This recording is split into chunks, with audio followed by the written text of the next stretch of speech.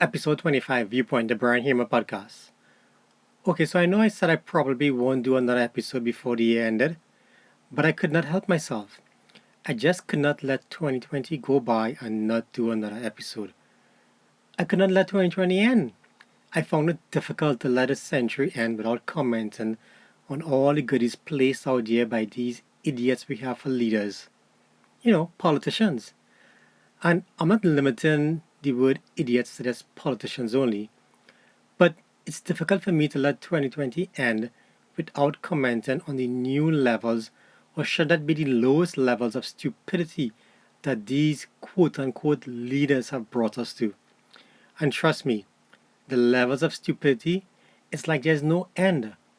And the thoughts expressed by some of these leaders makes you wonder if there's any word, or if one should even use the word thought to describe the ideas, and if using the word thought is not just some sort of oxymoron.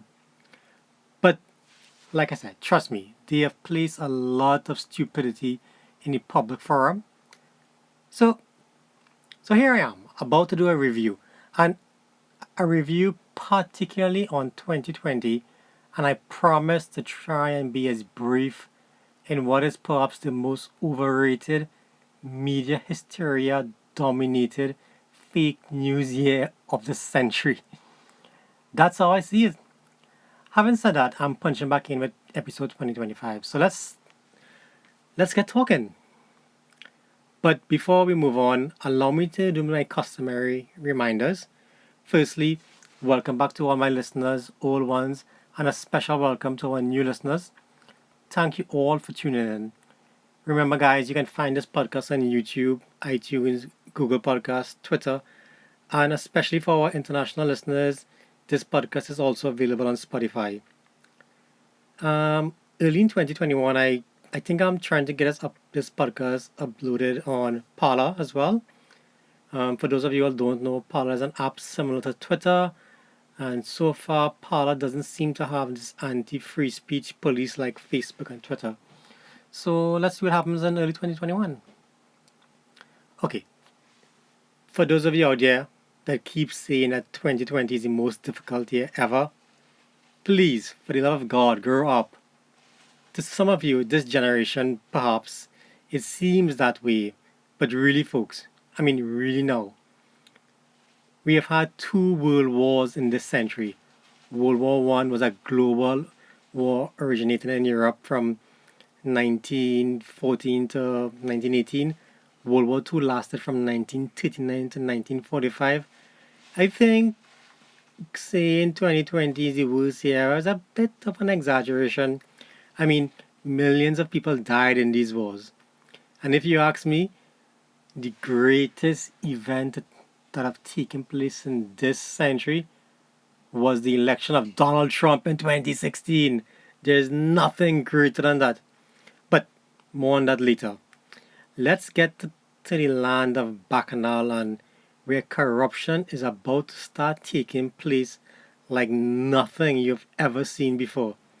We are about to put, or should I say, we are about to go way beyond socialist countries like Venezuela and Cuba, and probably even Nicaragua. So hold on tight. The ride is about to get started. So the year's fast coming to an end, and governance by COVID-19. That's what I'm going to call it from now on. From now on, I'm going to refer to this whole government style of governing as governance via COVID-19, because there seems to be no let up. And that's the one guarantee thing that we can expect as a citizenry from this government in 2021. They're going to be using COVID-19 as a tool not just to govern, but as a tool to control. That's what COVID-19 has been for them from since March, whenever this whole COVID-19 situation started. They have recognized that they can use COVID-19 as a means to control and to manipulate, to tell the population that there's no funds and you can't gather and you can't do X, Y, and Z. That's what they've been doing. Who would have thought that the people could smoke weed at the family gathering, but the illegal part would be family gathering? That's what we have come to as a country right now. I mean, it's interesting that they would do every single thing possible to prevent and to limit rights of the citizenry, but they'll do nothing to give it back at the end of the day. I recently heard the Prime Minister talking about some countries passing laws to limit gathering. I want to find out from the Prime Minister what countries exactly is he referring to that would have passed those laws to limit or to restrict gathering. Is he referring to countries such as Venezuela, Cuba, Nicaragua, probably even North Korea? What is he talking about? I mean, I have no knowledge of any country, any freedom loving country passing such um, draconian laws to limit the rights of citizenry. He seems to have some sort of affection with these leftist, socialist type countries. It's puzzling to me why he would even go down that road for a population that cherishes its freedoms, the ability to just be free and to be individuals, the party and carnival and all that stuff. But I don't understand him. But the good news coming out of 2020 is the fact that we have now found a vaccine for COVID-19, and this is particularly thanks to Operation Warp Speed, which was led by obviously Donald Trump. The only good thing that has happened in this century, well, from my part anyway, um, and thanks to Operation Warp Speed, that's how this vaccine from Pfizer and I think it was Moderna has now come out, and that's leading the way, and that's like one positive sign coming into 2021. And I hope that, well, I know for sure that the Prime Minister did mention that Pfizer is the choice for vaccine. God forbid that they decide to bring some sort of Chinese or Russian vaccine here for us if they can't get the Pfizer vaccine. They very well may try to do that because, like I said, they have been dealing with leftist countries. You know the story with Venezuela, and you know my point of view on this whole Venezuelan story. But the Prime Minister did mention that how when the COVID-19 vaccine does come here, he intends to be the first in line. And I support that. Go strong, Prime Minister. You be the first in line for the COVID-19 vaccine. God forbid something were to happen to the COVID-19 vaccine. We wouldn't want to put our frontline workers first of all. I support giving all the politicians the COVID-19 vaccine first. Let them take it first. In that case, if anything were to happen to the vaccine, we wouldn't lose anything in any given event. I mean, yeah, you take the vaccine first. Go brave, Mr. Prime Minister, with that COVID-19 vaccine.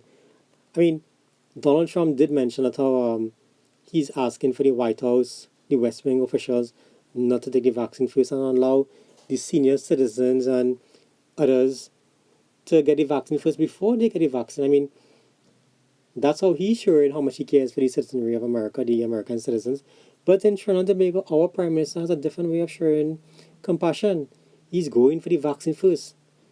You know, forget senior citizens, forget whatever. They can get it after him. It's amazing the different levels of leadership that is being expressed by these two gentlemen. What caught my attention as well is the fact that the Prime Minister's daughter was she came back to the country, should I say, in some sort of sneaky way. On Wednesday, 23rd December, she came back to the country after applying for exemption on November 11th. Now, that's record timing in my mind because I know for a fact there are people out there. There are thousands of people out there, and by the ministry's own admission, over 17,000 people have applied for exemption. That doesn't mean to say how many others who have not applied for exemption and probably still want to come in, but they just haven't gotten the opportunity or the way to apply for the exemption yet. But 17,000 have applied for exemption. Just over 9,000 have been granted. But for some strange reason, this individual, this Prime Minister's daughter, has been granted an exemption in front of anybody else. Now, honestly, I have no problem with giving her an exemption. Whether she be in front of the line, in the back of the line, in the middle of the line, whatever. He is the Prime Minister. He's entitled to some sort of privileges. What I do have a problem with is the fact that he would come to the population and say that how no special treatment, no special privilege was given to his daughter. She applied and she just got through to come back. She just got exempted to come back to Trinidad. Just like that. Really, if this is of the level of intelligence that they believe the population of Trinidad and Tobago has, that they will best believe a stupid statement like that, then it goes to show something else is significantly wrong. I mean, how is it not? So, what is he expecting us to believe? That his daughter applied for exemption. Only the Minister of National Security has the powers to grant those exemptions, right? That application went to the Minister of National Security desk. He would have seen that application, seen the name Rowley attached to the application or whatever. I think her last name was Rowley Stewart, hyphenated because she's married. He would have seen that name, and he would not pick up that file as the Minister of National Security and walk it through the system to ensure that the exemption is granted. I mean, come on, how stupid do they think we really are? But beyond that, now comes the fact that the Attorney General, his son now apparently got an exemption while to return to Trinidad. I mean, like I said, I have no problem with these high office holders getting an exemption. The problem comes from the fact that they expect us to believe that no special privilege was given to them. I don't mind special privilege given to them. How do we differentiate this now? What I'm saying is to the simple point is that if you allow these high office holders to get exemption to come back in Trinidad and Tobago, then the same level of vigor we have placed into granting these exemptions, everybody who before had applied for exemption should be given the same level of and the same opportunity to get back into this country. They should be given the same exemptions in record time. There shouldn't be. Okay, the first exemption was applied for by the Prime Minister's daughter, from what we know, was November 11. Everybody before November 11, unless there's something crazy wrong, should be granted an exemption. No questions asked whatsoever in terms of, whatever test that she needed to do or whatnot. Once they perform, the same level of standard applied to her should apply to those citizens before, and they should be allowed to come back into the country. You shouldn't have different standards. Different standards create the opportunity for distrust. And that's one of the main problems that Trinidad and Tobago is experiencing. So we have the Attorney General, the Prime Minister, talking about their children returning to Trinidad and Tobago and no special privileges granted for them. We have the Attorney General now saying, or chastising people when they ask questions about his son returning to Trinidad and Tobago. He's saying, hear what he said, I just want to urge people to stop. Stop what? Stop asking questions? I mean, you're a member you're in public office. This is what happens when you're in public office. People ask questions. How could you now come and say at how, like the Prime Minister, you're disgusted by the insinuation that special privilege was granted to your daughter, sorry. Of course, special privilege was granted to your daughter. And as I've said before, no problem. But the problem is when you pretend none was granted, you expect us to believe that poppycock, and you expect us to believe the fact that those waiting in line, they're not deserving of the same privileges that was given to your daughter. It's crazy. But here we now have a former ambassador, Dr. Neil Parson. He's claiming that he applied for exemption since, I don't want to give it a wrong date, since June 29, 2020, and he has even contacted the military several times, sent the Minister of National Security a text message, but no action for him. He is still stuck. He's attempting to come back into the country and he can't get any feedback. That is a double standard that people won't be able to stand or stomach. They can't handle that. And he's going on to say that they have said that no one has been granted favors and no one can jump the line for granting exemptions. But the Prime Minister's daughter did. I mean, it's logical to even assume that she did. He ended his Facebook post, and I'm quoting all these things from The Guardian, I believe it was. He's saying lies, nepotism, favoritism, discrimination, abuse of public office is what this Prime Minister represents. That's what he wrote. I mean, when you create the necessary scenario for distrust, this is what is going to happen. People are going to start accusing you of all sorts of crazy stuff. But like I said, this is all on you, Mr. Prime Minister, Mr. Attorney General, Mr. National Security Minister, because you all have done all of this. And I want to remind the population that how all of this regulations and restrictions and limiting of rights that they are attempting to do with us, and 2021 is going to come and they're going to find reasons to implement more restrictions. You see this new strain of COVID-19 that they're talking about, that's only smoke so that they can pass some sort of new law to limit our restrictions.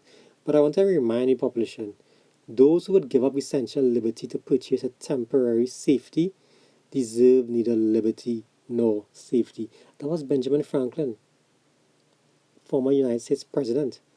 So it's not different today. They are attempting to continue to control. COVID-19 will never let up. I look forward to the day when this government will say, you know what, COVID-19 is now going to pass and we can return to some semblance of normal life and not this stupid terminology that they want to use, the new normal. The new normal is a means to control, and I don't want to live like that. Switching over now to the economic outlook. I mean, I've done a lot of numbers on 2020 and what's happening in Point Lisa as well. Forget Point Lisa's industrial estate, that's more that's gone. It's only a matter of time. When you really study what's going on in 2020, or what took place, sorry, in 2020, most of these international companies, they have one foot in Trinidad and a next foot, if I could use the expression, in the parent country, just waiting to see what takes place in Trinidad so they can pack up as fast as they possibly can and get out. If you don't believe that statement, just look at this news article that I got on I think it was the Express, I believe it was. The article basically states that how TT dollar not accepted here.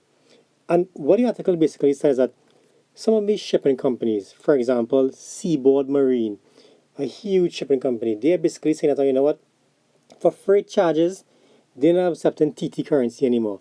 If you want to pay for your freight charges with us, you have to bring US currency to us now. They are saying, these are Trinidad companies now telling you that how the TT dollar does not worth anything for them anymore. They want their money in US currency. It was only a matter of time, Trinidad and Tobago, before you all know it, most companies are going to start asking, most international companies that is, they're going to start asking for payment in foreign currency. Because when the auditors come to audit their books, and they can show them 50, $60 million in TT dollars in the bank, if they cannot get that money home, or prove that how they can have access to that money at the parent company's will and fancy, then that money basically worth nothing. It has to be at some point in time written off because they can't get it at home. They can't get it at the parent company. So what's the use in having it or put it in the books if they can't access it? That's where it's reaching, and that's where it's fast approaching. You're gonna see more companies basically saying that. You've heard of Priceman talking about the foreign currency crunch that they're experiencing, and I think I've done a podcast episode where I've shown that how Priceman uses quite a lot of foreign currency. So it's only going to get worse in 2021. You tell me, everybody want to say that, 2021 is going to be much better, things will look up. I'm here to let you know, on the burst your bubble, no, it isn't. This government has done nothing to ensure that 2021 is going to be any better. What is the old saying? You reap what you sow. Anybody who tell you how, you're going to find a job in 2021, things are going to be better, ask them to point you in that direction. Ask them to tell you what this government has done to ensure that 2021 is going to be much better in terms of jobs for all those people who have lost their jobs, all those people who have come out of university and is looking for a job. You can't even leave the country to travel to whatever country that may very well accept you to find a job because the borders are locked down. I'm here and I'm telling you, it's not going to be, 2021 is not going to be easy for those people looking for jobs. It's not going to be easy for the economy. The economy is in a foreign currency crunch time. I mean, in this very same article, Visham Baba said that this whole aspect of paying for freight is another nail to the coffin, and that is the foreign use car industry coffin. So if they have to now pay for their importation, for their freights in foreign currency, and they can't get foreign currency, I mean, that industry is going to suffer. When any industry suffers, jobs is on the line. So you see more unemployment coming from that industry. It's just going to continue to trickle along. I mean, there's no stopping what may very well happen unless this government finds way to increase the foreign currency availability. I don't know how they're going to do it or what they're going to do, but even the Supermarket Association, Rajiv Dipti said that the association is taken by surprise by the announcement, and it will have massive ramifications because they know fully well that when they import in their goods and service, their goods or whatever food stocks or the food they're bringing in, where they going to find the foreign currency? They don't have foreign currency.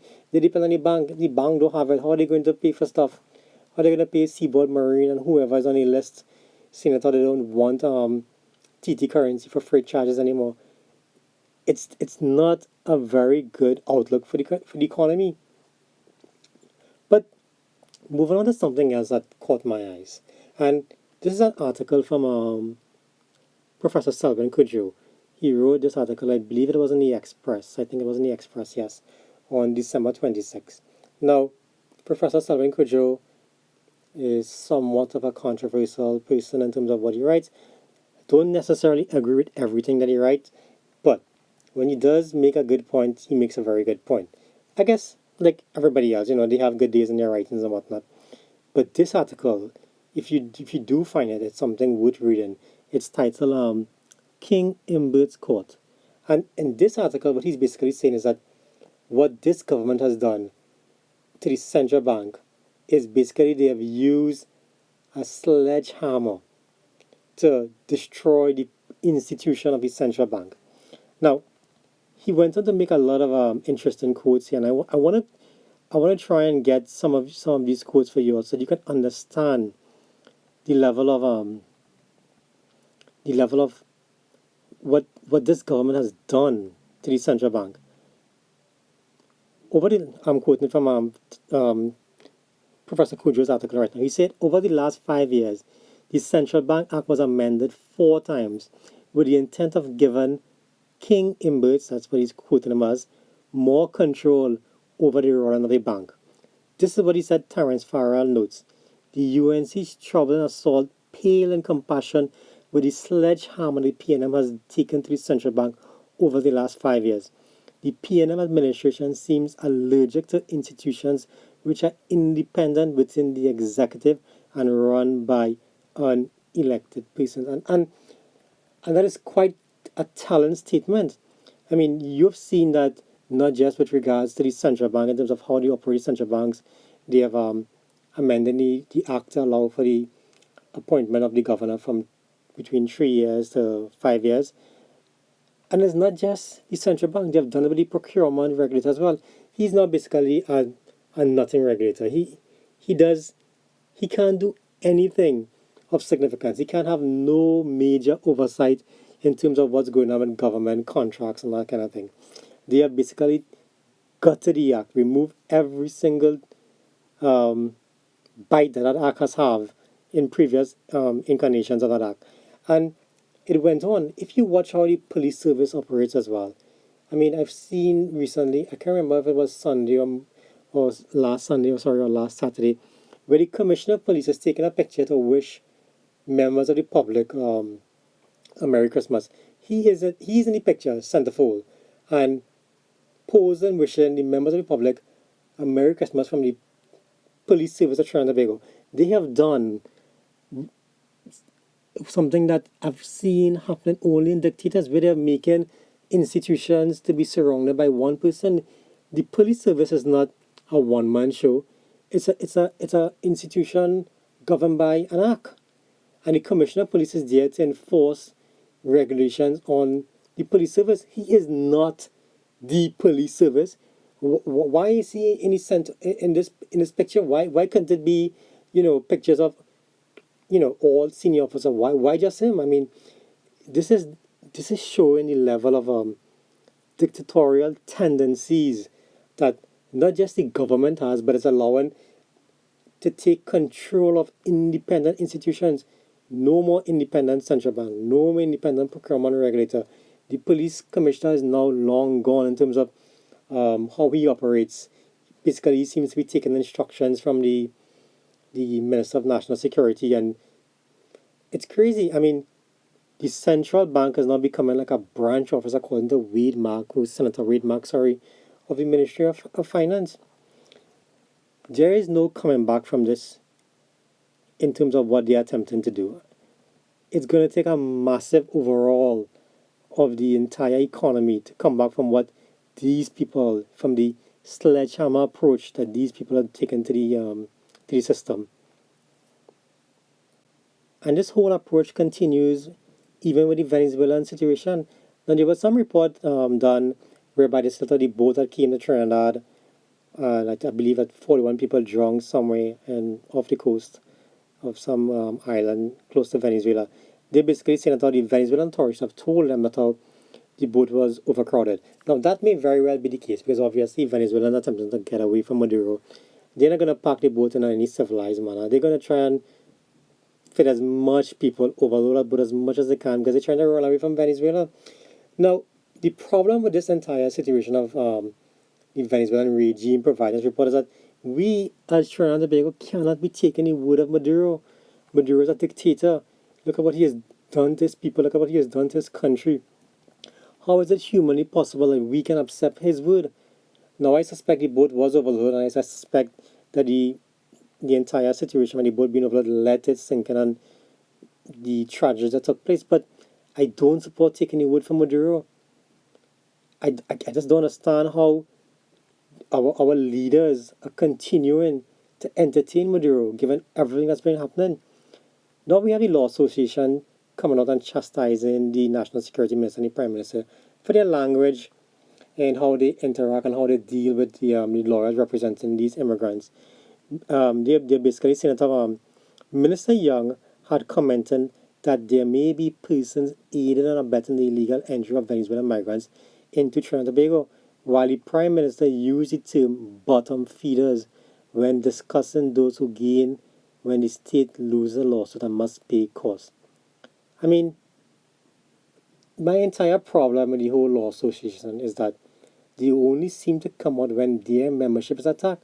They have a responsibility, like I think I've mentioned this in a previous episode, to come out and to speak and to defend what's right legally, not just in terms of their membership, but in terms of every aspect of what laws they're attempting to pass in this country. But they don't seem to want to come out. They only want to come out when it's their membership. Now, we lose a lot when an institution such as the Law Association decides to only speak when their members are being lambasted. And obviously, this goes way beyond what they're doing because of the fact that they're only going to speak based on when it really hits home to them because they get briefs from the states. That's where the majority of their money is made from, briefs from the states. So they can't chastise the state too much for fear for their memberships wouldn't get work. And that is just where we reach, whereby the government is utilizing the public purse to control what's taking place out here. Now, there's a next line whereby the law association is asking a question if the Prime Minister would consider members of his cabinet. Presumably, the Honorable Prime Minister would not chastise as bottom feeders the lawyers in his cabinet or those who represent him in court or from whom he takes advice or with whom he otherwise associates. So basically, you're saying that how you're calling one section of the lawsuits of the members bottom feeders, but you have other members. Like I said, at no point in time is it right to call the lawyer's name. At the end of the day, everyone is entitled to legal representation. Sometimes it's even the worst of us get legal representation, but at the end of the day, that's part of the legal system. You go to court and you try your best to get off of whatever charges laid against you, and you deserve representation. A lawyer deserves to give you representation once you're able to pay the fees or whatever. Even if it's legal aid, you get representation. So I just don't support calling them names. I mean, they're doing their job just like everybody else. They have to learn a living. You have to earn a living. So I don't support that, those whole name calling. But moving ahead to what 2021 is going to face. You see what's happening now in Trinidad and Tobago in 2020.